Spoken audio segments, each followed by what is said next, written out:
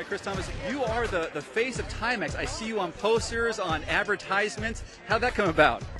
Well, I was out at 70.3 California last year, and a group of us went over and did a little photo shoot, and I guess a couple of pictures actually came out halfway decent, and next thing you know, I'm on the posters. So that's how it worked out. You just never know. You're in the right place at the right time, I guess. How's your season been? It's been good. This season, I had to dial things back a little bit. I'm not racing quite as much. I just opened up a new business, and I'm coaching as well. So my time commitments forced me to kind of rearrange my schedule. So I started my season later, and also because I wanted to focus on coming back to Kona, I wasn't racing as much. So I did 3 half Ironmans. I did a couple of Olympic distance. I did a sprint. So I raced 6 times, where normally I'd race about 10 times before, a big race like this. So it's a little bit less of a season racing-wise, but I feel good coming into the race. So, what's your experience in Kona? This is my 4th year here. I haven't been back since 2005, and so I raced in 03, 04, 05. I love this event. It's the World Championships for a reason. It is the mecca of the sport, and I just really wanted to get back here, and I'm really looking forward to racing. How have you been preparing? What kind of training regimen have you been putting yourself through? Yeah, well, this year it's been a heavier load than I've ever done before coming into this race.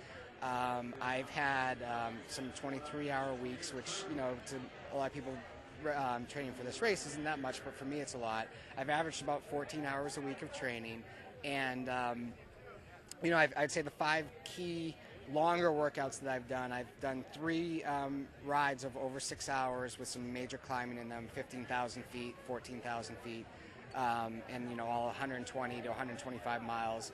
I had a day of 29 miles of running. I had another day of 25 and a half miles of running. So I've had some key longer runs, but with an emphasis on quality as well. So there's been some longer volume runs, but then there's been longer volume training days, but then also shorter quality days as well. So it's a mixture of the volume and the quality that I've been working with my coach, Paul Regensburg from Life Sport Coaching. I also coach for Life Sport Coaching, but my coach, I am a coach and I get coached. And so that's the kind of formula that we worked out, and it's worked well. I feel really good leading into the race. How are you changing your race plan after 3 previous experiences here? Yeah, it's a good question. Number one is my fitness level is a lot greater this year than it has ever been. My nutrition plan is a lot more dialed in. My sodium intake plan is a lot more dialed in. I've cramped every other time I've been out here, so I'm really focused on making sure that I've got the right amount of sodium on the bike with my electrolytes. And the way that I'll race will be different. I mean, I'll be able to hit the swim much better because my fitness again is up.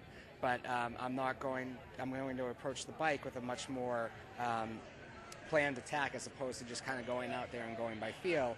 I'll be triangulating, my heart rate, my power, speed, and then perceived effort, and just really dialing everything in.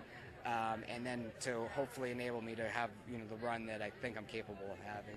So after 5 years of not being here, are you a smarter athlete, a more physically fit athlete? What's the change? Yeah, hopefully both.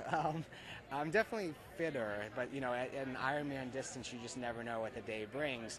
So while my fitness level might be greater, I've still got to bring it all together on that day. I believe I'm a lot smarter, but again, at Ironman distance racing, you just never know. It's any given day, and anything can happen. So, I've got a game plan.